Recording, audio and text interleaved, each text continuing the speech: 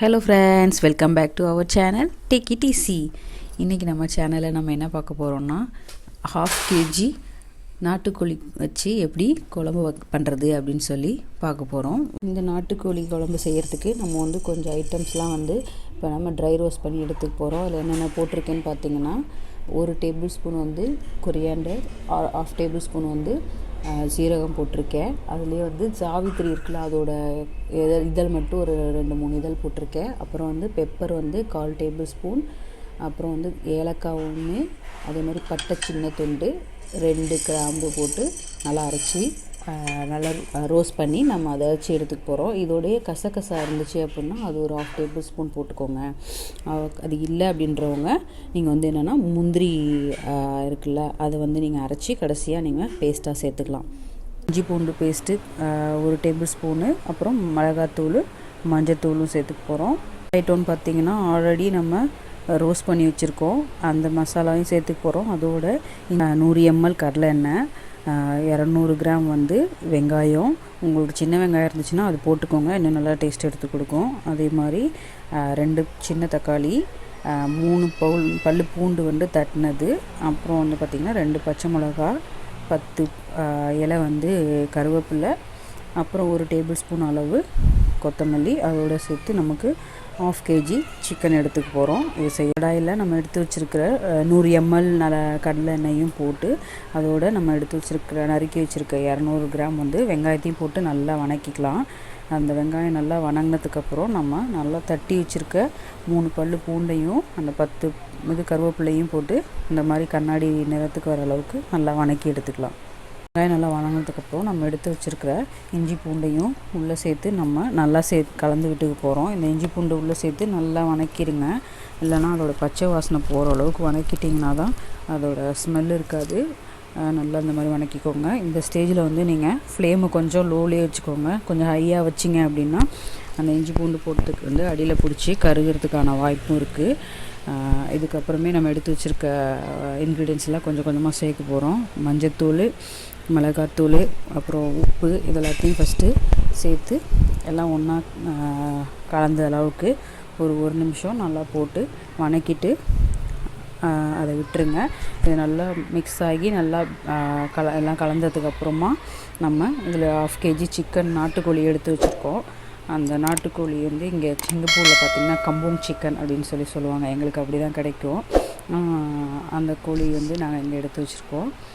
அதை இந்த ஸ்டேஜில் நம்ம உள்ளே சேர்த்துக்க போகிறோம். அந்த 1/2 kg சிக்கனையும் உள்ளே சேர்த்துட்டு நல்லா வணக்கி விட்டுக்கோங்க. சிக்கனை உள்ளே சேர்த்து நல்லா வணக்கி விட்டுட்டு நம்ம எடுத்து வச்சுருக்க பச்சை மிளகாயை முழுசாகவே 2 பச்சை மிளகாய் உள்ளே சேர்த்துக்க போகிறோம். உள்ளே சேர்த்துட்டு இதை நம்ம ஒரு 5 நிமிஷத்துக்கு மூடி வைக்க போகிறோம். மூடி வச்சிங்க அப்படின்னா கொஞ்சம் நல்லா தண்ணி விட்டு வரும். அந்த தண்ணி விட்டு வந்ததுக்கப்புறம் நம்ம அடுத்து என்னென்ன சேர்க்க போகிறோன்னு நான் காட்டுறேன் உங்களுக்கு. ஆயிடுச்சு. நான் சிக்கன் ஓப்பன் பண்ணால் பாருங்கள் எவ்வளோ தண்ணி விட்டுருக்குன்னு சொல்லிட்டு நல்லா இது ஒரு கலந்து விட்டுட்டு இதுக்குள்ளே நம்ம சேர்த்து வச்சுருக்க 2 தக்காளி நல்லா நறுக்கி வச்சுருக்கோம், அதை ஃபுல்லாக சேர்த்துக்கோங்க.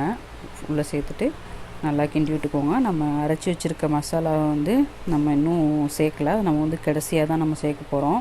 இந்த தக்காளி இந்த சிக்கன் நல்லா வேகட்டும். நாட்டுக்கோழி சிக்கன் பார்த்திங்கன்னா வேகிறதுக்கு எப்படியும் ஒரு 40 நிமிஷம் பக்கம் எடுத்துக்கும், ஏன்னா எலும்பு அதிகமாக இருக்கனால. அதனால் மூடி வச்சு நல்லா வேக விட்டுருங்க. அதுக்கு முன்னாடி ஒரு 1/2 லிட்டர் தண்ணி சேர்த்துக்கோங்க. அது கூட இந்த மாதிரி சிக்கனோட 1/2 லிட்டர் தண்ணி வச்சு நம்ம ஒரு 40 நிமிஷம் பக்கம் வேக வச்சுருக்கோம். அப்படி உங்களுக்கு 40 நிமிஷம் வெயிட் பண்ணுறதுக்கு இதாக இருந்துச்சு அப்படின்னா அந்த சிக்கனை நீங்கள் ஒரு 10 விசில் விட்டு நீங்கள் குக்கரில் வச்சு எடுத்து அதுக்கப்புறமா கூட நீங்கள் உள்ளே சேர்த்துக்கலாம். சும்மா உப்பு மட்டும் போட்டு வேக வச்சிங்கனாலே போதும். இப்போ பாருங்கள், நமக்கு 40 நிமிஷம் வச்சு வெந்ததுக்கப்புறம் சிக்கன் நல்லா வெந்து இந்த மாதிரி வந்திருக்கு.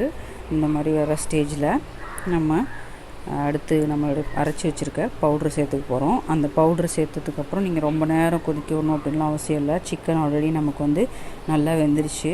ஒரு ஹை ஃப்ளேமில் வச்சுட்டு இது நல்லா ஒரு நிமிஷம் போட்டுட்டு நல்லா 1 நிமிஷம் கொதிக்க விட்டிங்கன்னா அந்த மசாலா உள்ளே ஃபுல்லாக கலந்துருச்சுனாலே போதும் நமக்கு, அவ்வளோதாங்க. நம்மளோட குழம்பு ரெடி. நான் முன்னவே சொல்லியிருந்தேன், இந்த மாதிரி ½ டேபிள் ஸ்பூன் வந்து ரோஸ்ட் பண்ணும்போது கசகசா இருந்ததுன்னா போட்டு சேர்த்து அரைக்க சொல்லியிருந்தேன். இங்கே சிங்கப்பூரில் வந்து கசகசா கிடைக்காது அப்படின்றதுனால நான் கசகசா சேர்த்துக்கல.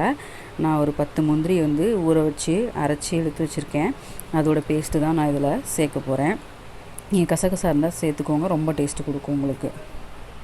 நான் பாருங்கள் 10 முந்திரி ஊற வச்சு அரைச்சி வச்சுருக்கேன். இது வந்து உங்களுக்கு குழம்புக்கு வந்து கொஞ்சம் நல்லா திக்னஸ் கொடுக்கும்.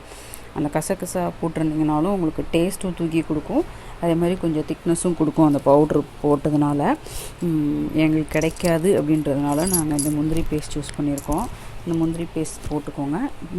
தேங்காய் அரைச்சி ஊற்றாதீங்க. தேங்காய் அரைச்சி ஊற்றுனீங்கன்னா அது வந்து கொஞ்சம் குருமா மாதிரி மாறிடும், குருமா ஸ்டைலுக்கு மாறிடும். ஸோ வந்து நான் ப்ரிஃபர் பண்ணலை. நான் வந்து முந்திரி அதுக்கு பதிலாக எடுத்துக்கிட்டேன் அப்படின்னா அது கொஞ்சம் வந்து அதோட ரிச்னஸை கொஞ்சம் தூக்கி கொடுக்கும். அதனால தான் நான் வந்து முந்திரி சூஸ் பண்ணேன். நீங்கள் கசகசா இருந்துச்சுன்னா கண்டிப்பாக கசகசா போட்டு ட்ரை பண்ணி பாருங்கள். டேஸ்ட் வந்து ரொம்பவே நல்லாயிருக்கும். நமக்கு ஆல்மோஸ்ட் நம்ம குழம்பு வந்து ரெடி ஆகிடுச்சு. இப்போ இதுக்கு அடுத்து ஃபைனலாக வந்து ஒரு கொத்தமல்லி ஒரு டேபிள் ஸ்பூன் வச்சுருந்தால அதை நல்லா தூவி விட்டுக்கோங்க. நமக்கு அந்த ஃப்ளேவர் கொடுக்கறதுக்காக தூவி விட்டுக்கோங்க. இதுக்கு அடுத்து இன்னொரு சீக்ரெட் இருக்குது. அந்த சீக்ரெட்டையும் நான் உங்களுக்கு சொல்கிறேன் பாருங்கள்.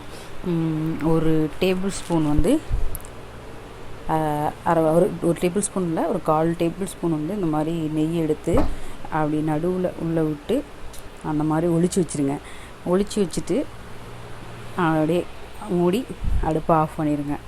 நீங்கள் வந்து குழம்பு ஓப்பன் பண்ணி எடுக்கும் போது அதோட நெய் இருக்குல்ல, அந்த நெய்யோட டேஸ்ட்டு அது ஒரு ரிச்னஸ் கொடுக்கும். ட்ரை பண்ணி பாருங்கள். இது வரைக்கும் பண்ணாதவங்களா இருந்தீங்கன்னா இதையும் ட்ரை பண்ணி பாருங்கள். அது ஓப்பன் பண்ணும்போது அது ஒரு நல்ல ஸ்மெல்லு ப்ளஸ் அது ஒரு நல்ல ஃப்ளேவரும் கொடுக்கும். அந்த நெய் கடைசியாக நம்ம அதுக்குள்ளே ஒளிச்சு வைக்கிறதுனால. ட்ரை பண்ணி பார்த்துட்டு எப்படி இருக்குன்னு சொல்லுங்கள். Thank you friends. அவ்வளோதான், நம்மளோட நாட்டுக்கோழி சிக்கன் குழம்பு ரெடி ஆயிடுச்சு. எப்படி இருக்குன்னு செஞ்சு பார்த்துட்டு எனக்கு வந்து கமெண்ட்டில் சொல்லுங்கள். Thank you friends. பார்க்கலாம்.